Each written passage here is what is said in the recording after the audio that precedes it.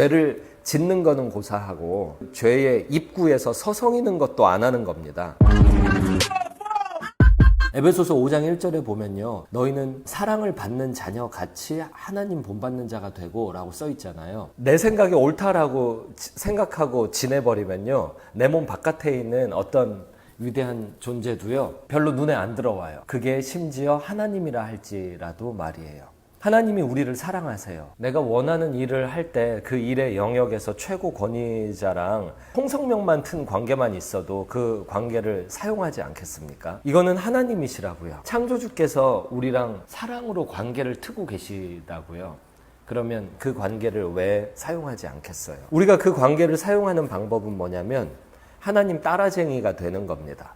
하나님 본받는 자가 되는 거예요. 내가 그리스도를 본받은 자 된 것 같이 너희는 나를 본받고 라고 이야기하잖아요. 교회에서 같이 신앙생활하는 사람들 중에 누군가를 본받는다라는 것에 대한 이유도 그 사람이 본받고 있는 그리스도를 본받느라고 그 사람을 본받는 거예요. 어떤 한 사람이 가지고 있는 철학이나 어떤 한 사람이 가지고 있는 사상이나 정견을 본받는 것이 아니고 그 사람이 하나님을 본받는 자가 되는 그 부분을 본받는 거예요. 창조주 하나님과 죄인인 우리 피조물 사이에는 갭이 굉장히 크잖아요. 근데 이 큰 갭을 어떻게 이걸 메꿔 나가냐면요, 시작은 이래요. 하나님이 우리 쪽으로 건너오셨어요. 그래서 우리랑 사랑의 관계를 에베소서 1장 앞부분처럼 이미 맺어주셨어요. 그러면은 그 맺어주신 관계를 우리가 받아들이면서요, 지혜의 길이 내 몸 바깥에 있어. 최고의 지혜의 길 하나님께 있어. 이런 마음의 태도를 가지고 겸손하게요, 이 하나님을 계속 따라하는 거예요. 흔히들 이렇게 생각해요. 하나님이 멀리에 계시고 그 하나님을 우리가 따라할 수 없으니까 이 하나님보다 가까이에 와 있는 거룩한 사람 우리가 보고 따라하면 돼 라는 생각을 갖고 있어요. 엄밀히 말하면 이게 틀린 거예요. 왜냐하면 하나님이 에베소서 5장 1절 같이 사랑을 받은 자녀같이 사랑을 준 하나님이 여기 와 있거든요. 그래서 따라하면 되는 거예요. 따라하기가 쉬운 거예요.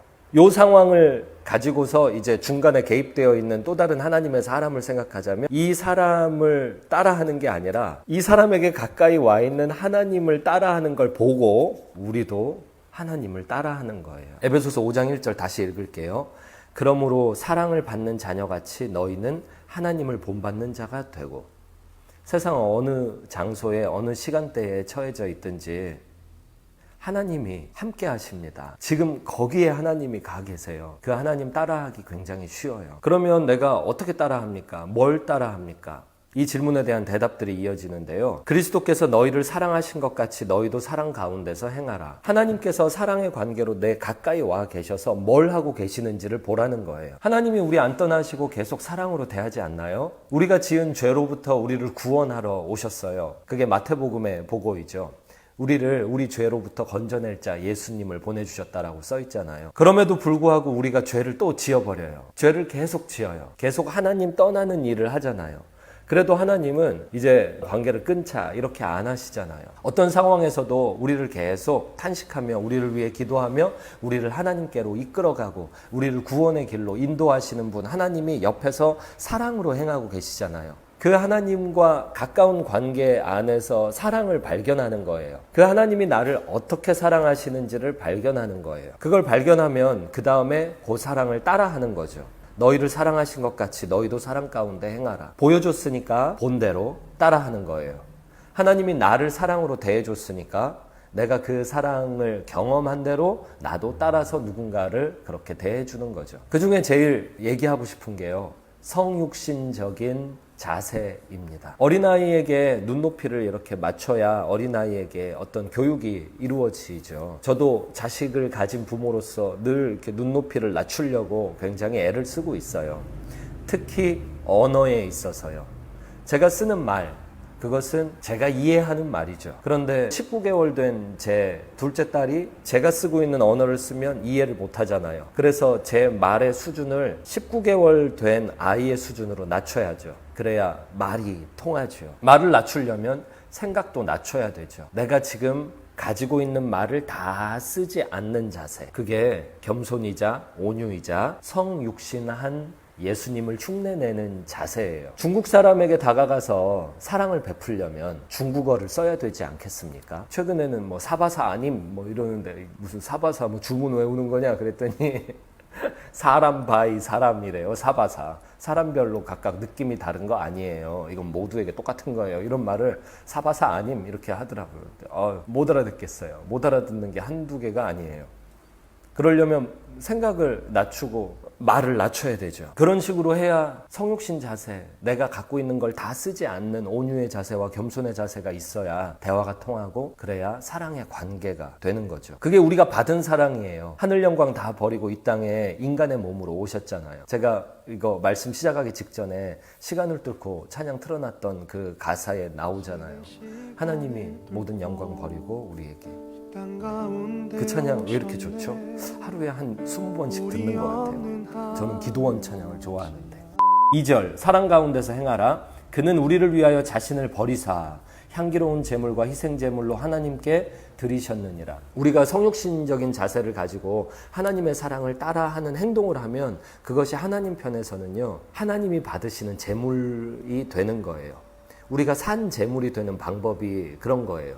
누군가를 눈높이 낮춰서 사랑하는 거예요. 3절 또 하나님을 본받는 그 방법이 이렇게 나와요. 음행과 온갖 더러운 것과 탐욕은 너희 중에서 그 이름조차도 부르지 말라. 이는 성도에게 마땅한 바니라. 여러 가지 죄의 영역들을 아예 생각조차 안 하는 거예요. 이름도 안 부르는 거예요. 죄를 짓는 거는 고사하고 죄의 입구에서 서성이는 것도 안 하는 겁니다. 그게 하나님을 본받는 거예요. 하나님은 거룩하신 분, 죄와 아무 상관이 없는 분이시잖아요.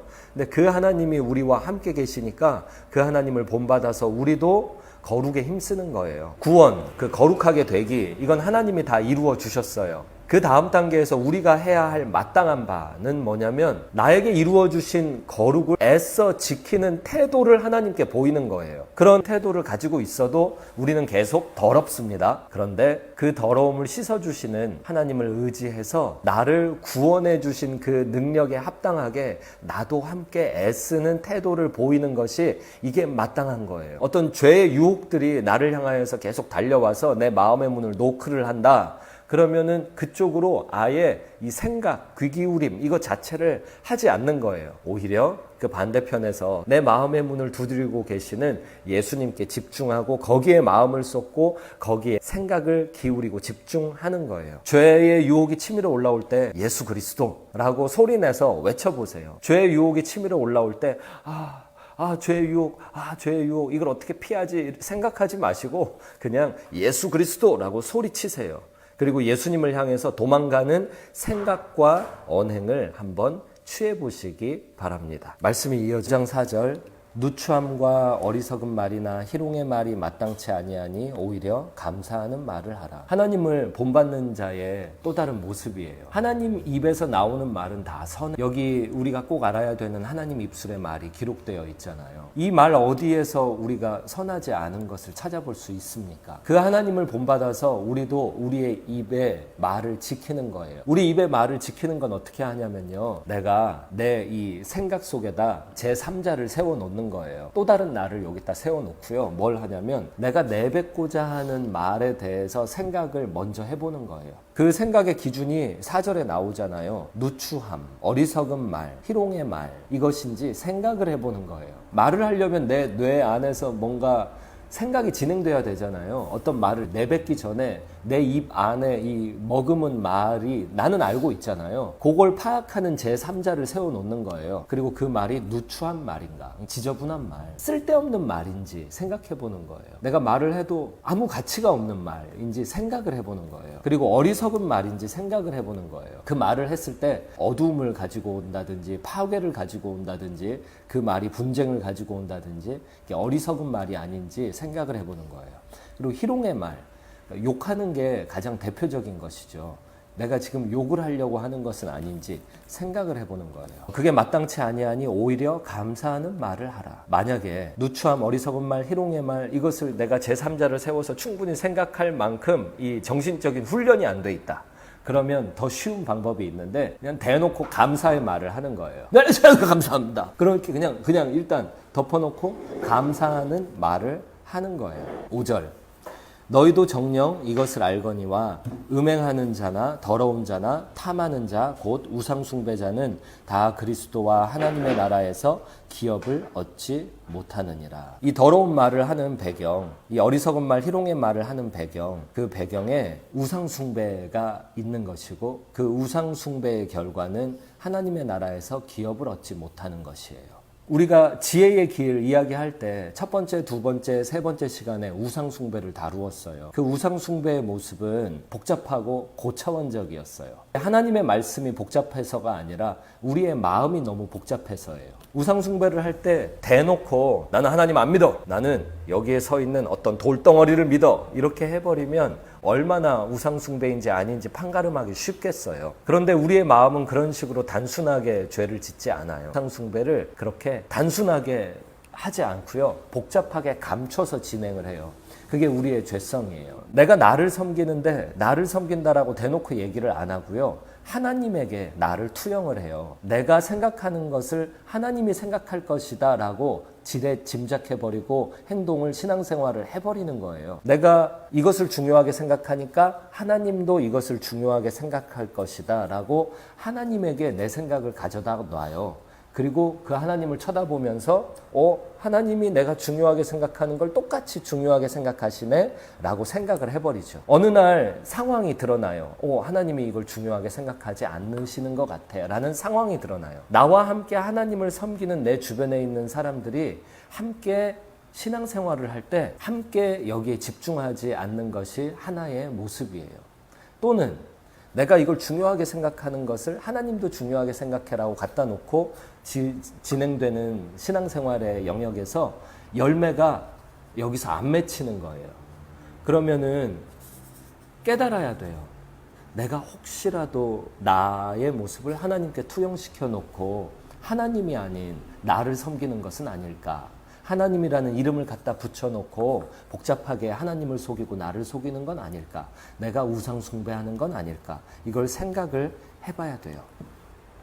우상 숭배의 또 한 가지 예를 들어드릴게요.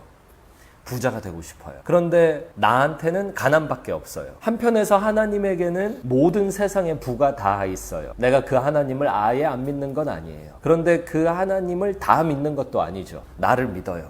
나를 섬겨. 나를 섬길 때의 내 욕구는 내가 갖고 있는 가난을 손쉽게 치워버리는 거예요. 그래서 이걸 어떻게 하냐면 하나님께 대입을 시키는 거예요. 하나님, 어떻게 하면 내가 손쉽게 부자가 될 수 있을까요? 어떻게 내가 일확천금을 하나님의 능력을 빌어서 좀 가지고 갖다 대볼 수 있을까요? 하나님, 제가 뭘 하면 될까요? 하나님, 예배를 몇 번 드려드리면 될까요? 헌금을 어느 정도 수준에서 하면 될까요? 사역을 얼마나 시간을 들여서 하면 될까요? 하나님 뭐 해드릴까요? 라는 생각을 하는 거예요. 그것은 돈뿐만이 아니에요. 건강도 그렇고 관계도 그렇고 나의 모습들 안에서 진행이 되고 있는 거예요. 우상숭배. 5절에서 이야기하잖아요. 정녕 이것을 알거니와 음행하는 자. 음행을 왜 하냐 이거예요. 음행의 이유는 내 욕구를 섬기기 때문이 아니냐 이거예요. 하나님은 음행을 싫어하세요. 하나님이 음행을 싫어하는 이유는 음행이 우리를 망치기 때문에 그래요. 더러운 자, 깨끗하지 않은 자, 정결하지 않은 자, 끊임없이 죄를 먹고 마시는 자, 그게 더러운 자예요. 그리고 탐하는 자, 욕심내는 자. 우리에게 하나님이 배고픔을 주셨어요. 그런데 그 배고픔을 내가 하나님보다 더 섬기면 뭐가 되냐면 탐식이 되는 거예요. 배고픔을 하나님을 섬기는 데 쓰면은 하나님께 영광 돌리기 위한 하나의 훌륭한 도구가 돼요. 어떤 것도 마찬가지예요. 어떤 욕구들도 다 마찬가지예요. 선용이 될 때 하나님께 영광이 돼요. 곧 우상숭배자는 다 그리스도와 하나님의 나라에서 기업을 얻지 못하나니 줘도 못 받는 겁니다. 하나님은 하나님의 자녀들을 예수님을 믿는 법을 통해서 세우셨어요. 예수님 믿으면 하나님 자녀 된다고요. 그리고 하나님의 자녀는 합법적인 천국 상속자들이 다 됐어요. 천국을 다 받는다고요. 천국에서도 하나님이 준비하신 상이 있고 하나님이 준비한 우리의 기업이 있는데 이 성경 말씀에 의하면 하나님의 나라에 가서 거기서 하나님이 예비한 우리가 다 알지 못하는 그 상, 그 기업, 얻지 못하게 되는 거예요. 누구든지 헛된 말로 너희를 속이지 못하게 하라. 이로 말미암아 하나님의 진노가 불순종의 아들들에게 임하나니. 우상숭배, 내 배를 섬기고 내 욕구를 섬기는 것을 해라 라고 주변에서 아무리 떠들고 온 세상이 한통속이 돼서 하나님을 본받는 반대편으로 달려가도 별로 그렇게 귀를 기울이지 말라는 거예요. 하나님을 본받지 않으려고 하는 모든 노력들 앞에서 interesting 하면서요, 귓등으로 들어버리면 돼요. 한 귀로 듣고 한 귀로 흘려버리면 돼요. 누군가가 우리한테 안목의 정욕, 이생의 자랑, 보암직도 하고 먹음직도 하고 지혜롭게 할 만큼 탐스럽기도 한 것을 제안을 해도 그냥 귓등으로 들으면 돼요. 귀를 안 기울이면 된다고요. 6절에 써 있잖아요. 누구든지 헛된 말로 너희를 속이지 못하게 하라. 이렇게 하나님을 본받는 자가 되는 것이 지혜의 길이에요. 기도하겠습니다. 하나님, 오늘도 지혜의 길로 가게 해주세요. 하나님, 오늘도 내 몸 바깥에 있는, 내 생각 바깥에 있는 하나님의 생각, 하나님의 말씀 귀를 기울이고 하나님을 본받는 자들 되게 해주세요. 지혜의 길로 가게 해주세요. 예수님의 이름으로 기도합니다. 아멘.